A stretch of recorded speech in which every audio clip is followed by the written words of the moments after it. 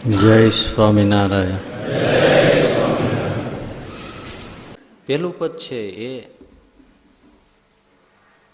શ્રીજી મહારાજનો મહિમા સમજે. પણ હવે હું તમને પાછી બીજી વાત કહી દઉં. આ પદ છે ને વંદુના જ્યારે જ્યારે ગાન કરીએ ને ત્યારે પ્રેમાનંદ સ્વામીના ભાવમાં આવવું અને પછી ગાન કરીએ તો એનો સ્વાદ આવે. આપણા ભાવમાં ન આવવું એક આ ભાવ. કારણ કે પ્રેમાનંદ સ્વામી જ્યારે ગાતા છે ત્યારે સામે જે હોય એના પ્રત્યે જે ભાવ છે એવો પ્રગટનો ભાવ, ઉર્મિનો ભાવ, ઘણું બધું છે. એમાંથી હું તમને સમજાય એવો એક ભાવ કહું. કોઈ છોકરો છે, જુવાન છે, બાપુજીની સાથે કંઈક મતભેદ થયો અને બાપુજી રિસાઈને જતા રહ્યા. ક્યાંય ક્યાંય પત્તો નથી. અહીંયા સ્ત્રીનો અને પુરુષનો પણ દ્રષ્ટાંત એક્ઝામ્પલ આપી શકાય. વિરહી નારી એના પતિ માટે જે ઝૂરતી હોય એ કહી શકાય, પણ આપણને પિતા પુત્રનો ભાવ વધારે સેટ ગણીએ.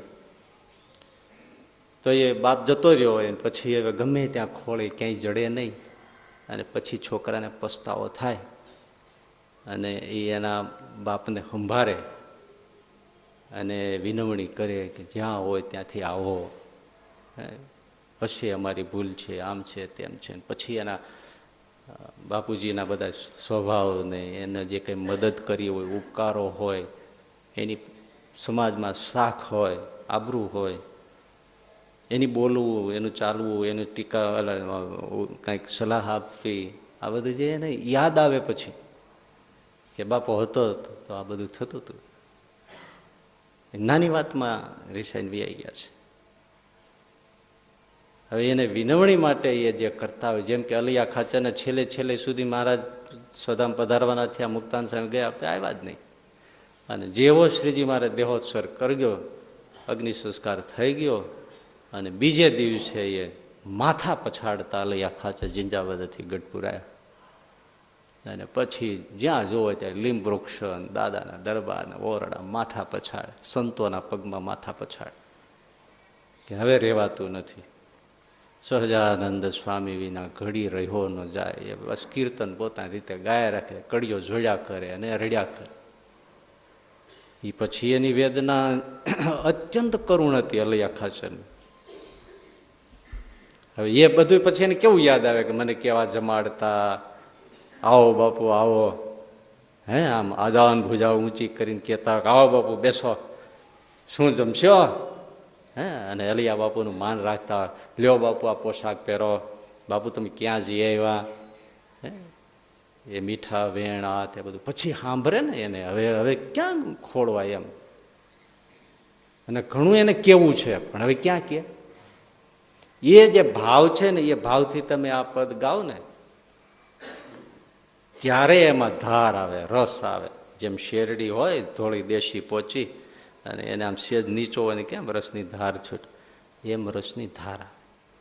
અને આ આઠેય પદમાં મને એવું લાગ્યું છે કે એ ભાવથી જ્યારે વિચારીએ ને ત્યારે 8 સ્ટેપ છે આમ. કે પેલું છે ને એમાં જ્યારે કોઈ પણનો વિરહ થાય ત્યારે આપણને પહેલાં એનો મહિમા યાદ આવે, કેવા હતા. કોઈ પણ વ્યક્તિ આ લોક છોડીને જાય ત્યારે પહેલાં થાય કે કેવા હારા હતા. આજે જ પેપરમાં છે ને એક આ ઘટના છે ને, એક છોકરો, એક ભાઈ દંપતિ અને એક દીકરો, અને એને હીરા ઘસી નામ ઝૂંપડપટ્ટી મજૂરી કરીને ભણાવ્યો, ગણાવ્યો, મોટો કર્યો, વરાયો, પરણાવ્યો, મકાન પોતાને પૈસે કર્યું, બધું કર્યું. ને એમાં છેલ્લે બાપુજી કેન્સર થયું, તકરાર થઈને એને પોતાના ભાડાના મકાનમાં જતા રહ્યા. અને પછી છોકરો આવતો નથી ને આવવા દેતો, એને કીધું કે મારું પોતાનું જે બનાવેલું મકાન છે એમાં મારે દેહ મૂકવો છે, ભાડાના મકાન કરતા હતા. એને ના પાડી દીધી, અહીંયા નહીં. પછી ઓલા એને ઘરવાળાને કહી દીધું કે હું મરી જાઉં તો મારું મોઢું છોકરાને જોવા દેતી નહીં, મારે એનું મોઢું મર્યા પછી જોવું નથી. એને તો જીવતાય દેખાડતું હતું, મરતાય દેખાડતું, મારે નથી જોવું. અને મરી ગયા પછી આ છોકરાને ખબર પડી કોઈના દ્વારા, પછી આવ્યો, પણ ના પાડી દીધી એના ને બાઈ. તારા બાપે ના પાડી છે, મોઢું જોવા નથી માગતા, મોઢું દેખાડવાય નથી માગતા. પછી એને હટાકો લાગ્યો અને પછી પોલીસ ચોકીએ જઈને પેલી બાઈએ કીધું કે મને ક્યાંક આશરો આપો. પોલીસોએ જાણ કરી છે. પછી ઓલા રડતા બે આવ્યા, એ પતિ પત્ની, પછી ખૂબ રડ્યા ને એ બધું આજે છાપામાં છે, હે ફોટા સહિત છે. વી ગયા પછી હવે થાય છે, હવે એને થાય છે કે આ મકાને મને મારા બાપે કાળી મજૂરી કરીને બાંધી દીધું હતું ને. હવે એને મહિમા સમજાય છે ને કે આ ન થાય, આ થાય આ વસ્તુ. એ તો અવતારોને ખબર હોય કેમ થાય. એટલે પેલા કોઈ પણ વસ્તુનો વિરહ થાય ત્યારે એનો મહિમા આવે મગજમાં, મનમાં. એમાં પહેલું પદ છે ને એ સ્વરૂપનું પદ છે, મહિમાનું પદ છે. એ કોણ છે કે જે હરિ અક્ષર બ્રહ્મ આધાર પાર કોઈ નવ લહેરે લલ, જેને છે સહસ્ર ગાય મુગમ નેતિ કહેરે લોલ, જેને ભવ બ્રહ્માદિક દેવ ભજે તજી કામ ને. આવો મોટો છે. ઓહો કેવા કેવા છે એ મહિમા મગજમાં આવે. પછી બીજું પદ છે એમાં શ્રીજીના સ્વભાવનું વર્ણન આવે. મહિમા પછી તરત આપણને સ્વભાવ યાદ આવે. કેવા સ્વભાવ વાળા હતા, કઈ લેતા હતા પણ બાપુજી કઈ બોલતા નહોતા. હવે ને પણ એમ હા આપણે આ ભાવમાં આવીએ કહો કેવડા મોટા શ્રીજી. પછી એનો કેવો સ્વભાવ. શરૂઆતમાં જ લખ્યું, આવો મારા મોહન મીઠડા લાલ, જોઉં તારી મૂર્તિ. અરે આવો ને, તમે તો બહુ મીઠડા છો. કેવું મીઠું મીઠું બોલતા, હે કેવી કેવી રીતે જમાડતા, હાથમાં પ્રસાદ દેતા. બ્રહ્માનંદ સાહેબ મહારાજ હામામાં બેઠા હોય, એ ઓરડાની ઓસરી ત્યાં જમતા હોય, હાથમાં ચૂરમાના લાડુ હોય, બ્રહ્માનંદ સાહેબ ફાઇનમાં મારે, બ્રહ્માજી હામું મારે, મહારાજ આમ મારે. બસ આ બ્રહ્મા સામે જ્યારે વોલીબોલ રમવા માંડ્યા. 8મી વાર આવ્યો, લાડુ લઈ લીધો. મહારાજ કે કાં રોકી દીધો, આવવા દો. તો મને ખબર પડી ગઈ તમારે નથી દેવો. આવી જે એ બધી વાતો એમ. પછી એના સ્વભાવ યાદ આવે. બીજું પદ છે, આ તો આપણે ટૂંકમાં કરીએ છીએ. એટલે ભગવાનના શ્રીજીના સ્વભાવનું વર્ણન છે બીજા પદ. કેવા મીઠા છો એ બધું વર્ણન છે. અને ત્રીજું વિરહના આ પ્રેમ ભક્તિના આ સ્ટેપ છે.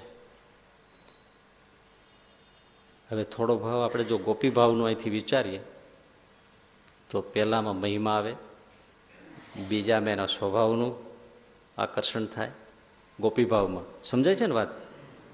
કોઈ સ્ત્રી પુરુષ રસપરસનો હોય તો એમાં ખાસ ગોપી એટલે સ્ત્રીઓનું, તો એનો મહિમા, બીજો સ્વભાવ. એ સાંભળે, જોયા તો નથી જ, સાંભળે તો એનાથી આકર્ષણ થાય, મનમાં આકર્ષણ થાય. જોઈ લઉં, મળી લઉં, પામી લઉં, વાત કરી લઉં. આવા મોટા છે ને આવા સારો સ્વભાવ છે. રૂક્ષ્મિણીને જે રીતે થયું, ધર્મકુળના કુશળકુરબાઈને થયું, તો પછી આકર્ષણ થાય. અને આકર્ષણનું ત્રીજું પદ છે એ આકર્ષણનું છે. એમાં ચિત્ત આકર્ષણ થાય છે કે છેલ્લા મારા પ્રાણ કરું કુરબાન, જોયા જેવી ચાલ છે રે લોલ, મન મારું પ્રેમ સખીના નાથ, કે તમ કેડે ભમે રે. પછી જે આખું બધું વર્ણન છે એમાં ટીબકડીનું, ગાલનું, એમાં આકર્ષણ છે, ખેંચાય છે. અને પછીનું ચોથું પદ છે, આકર્ષણ થોડુંક થાય ને પછી આસક્તિ થાય. થોડુંક કંઈક કોઈનો નાક ગમી જાય, આંખ ગમી જાય, આ રીતે ગમી જાય, બોલવું ગમી જાય, આ જે ગમી જાય, એ આકર્ષણ થઈ ગયા પછી એને આસક્તિ થાય.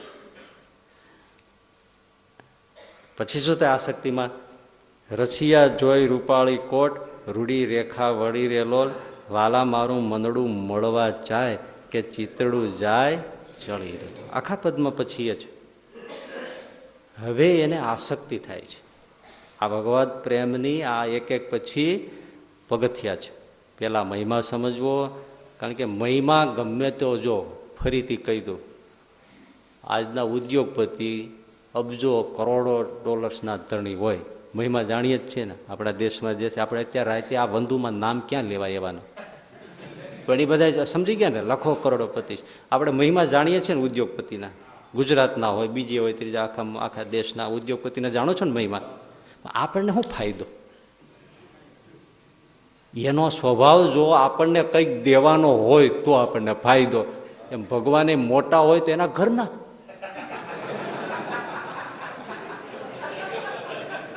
આપણને શું કામના? અમેરિકન ઉદ્યોગપતિ હોય, વોરેન બફેટ હોય, કે ગમે તે હોય, એવા હોય, આપણને શું કામના? એ આપણને ગોતીને કંઈક દે એવો એનો જો સ્વભાવ હોય તો આપણને લગાવ થાય. એટલે કીધું તમે તો બહુ મીઠડા છો અને દાતાર બહુ મોટા છો, એવો તમારો ઉદાર સ્વભાવ છે, માટે તમે ગમો છો. એટલે ભગવાનનો આ જે સ્વભાવ છે એનું આકર્ષણ થાય. પછી એને મળવાનું મનમાં આકર્ષણ જામે, અને પછી એને અતિશય પામવાની આસક્તિ જાગે. અને એના પછી છે ને આસક્તિ થાય ને, મળે નહીં ને. તમને કોઈ વસ્તુની મનમાં એક આસક્તિ થઈ હોય, આ મકાન લેવું છે, સરકારની લોનમાં હમણાં 20-25 લાખના મળી જાય, ફલાણામાં મળી જાય, એ બધી સ્કીમ છે એમાંથી મળી જાય, એ પછી અહીંયા નોકરી મળી જાય ને અહીંયા આ મળી જાય, એવું બધું થાય. એ આસક્તિ થયા પછી વિલંબ થાય ને એટલે અકળામણ થાય. મારું બેટું પત્તું કેમ નથી?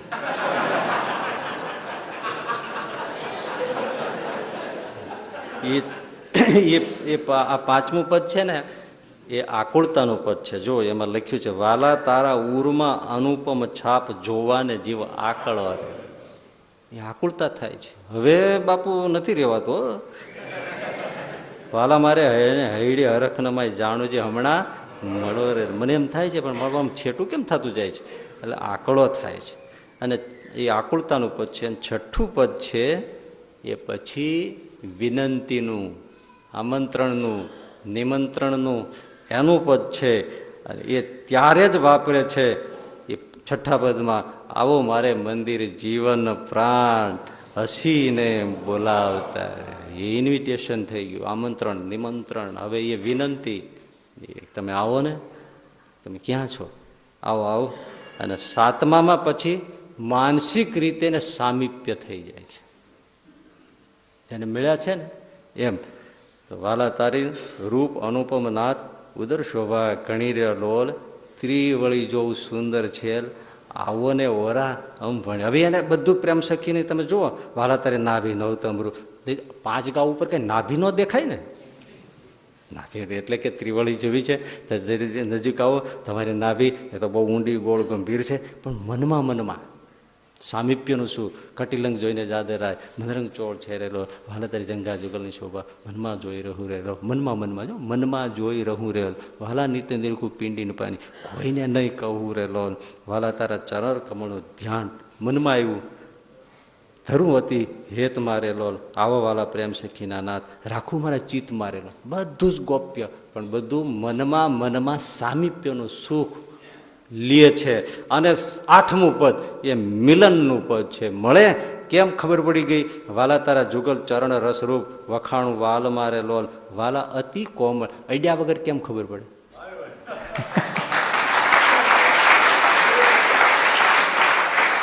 જેવો આમ નજીક આવ્યા અને ચરણ પકડ્યા એટલે મિલનનું સુખ છે. અને વાલા અતિ કોમળ, અરુણ રસાળ, ચોરેથી ચાલ મારે લોલ, વાલા તારા જમણે અંગૂઠે તિલ કે નખમાં ચીન છેરેલો, વાલે છેલ્લી આંગળીએ તિલિયે જોવાના મન દીન છેરેલો.